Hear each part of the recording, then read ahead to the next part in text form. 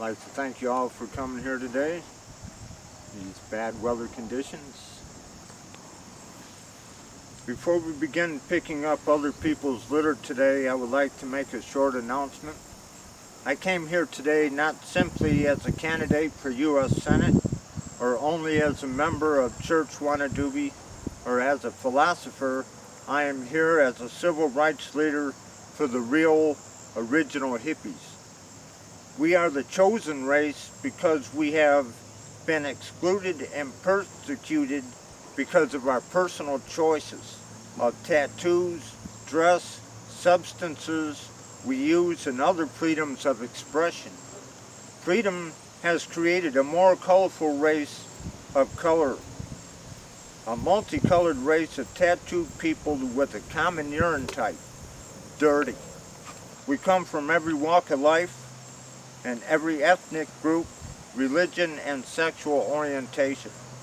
We are separated only by our choice of markings and personal commitments. Many things have been written and said about hippies over the years, but one thing is always true. Hippies are rebels. They fight the establishment against conformity, for the right to live according to the dictates of our own conscience.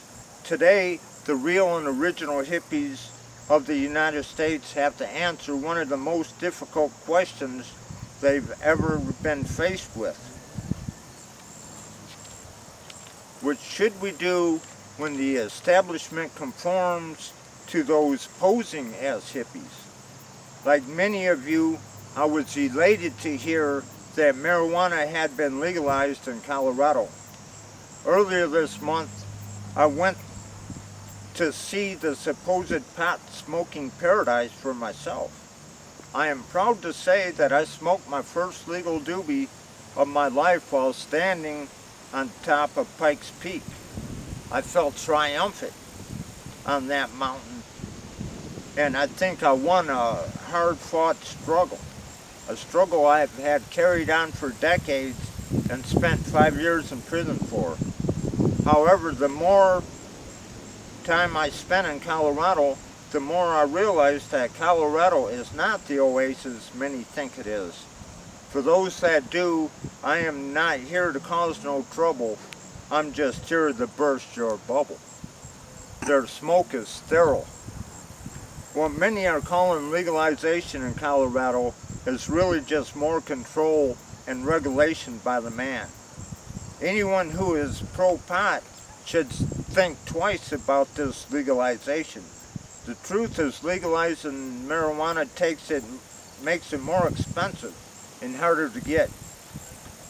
The effect is that many things that have been put in place in Colorado that are bad for the hippie community in comparison to Germany's model.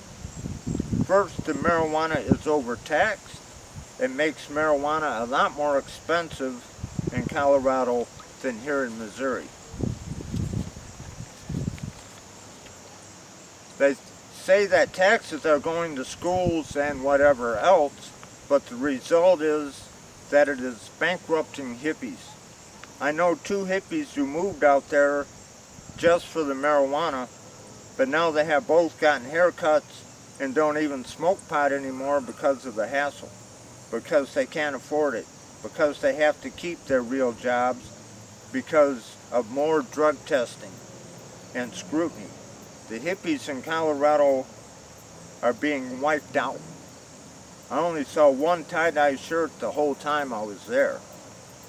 It's also a lot easier to get marijuana here in Missouri, because you can just go to a dealer's house or a street corner and buy it, no questions asked.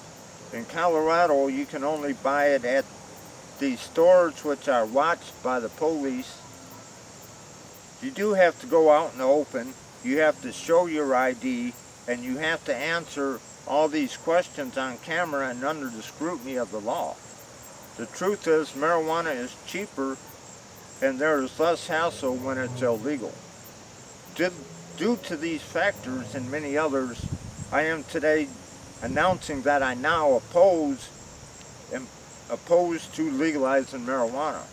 If we can't do better than Colorado, we might as well leave it alone and alter and abolish the government. We have that right according to the Bill of Rights. I am not against the concept of legalization and am open-minded to ideas of how it could be done better, and am tired of living in the shadows. But hippies should be beware. This current wave of legalization may just be the latest trick by the establishment to destroy the hippie way of life. Freaks, hippies, fake hippies, sellouts, politicians, and money-grubbing growers with sterile smoke signals can just be as dangerous as jails and cops when it comes to losing one's culture. We must not allow the dream of legalized marijuana blind us to the reality of losing our pot to the tax man and our souls to the corporation. But either way, I'm still a Wana Dubie. If we can't grow it on our own, we are still slaves to a black or white market.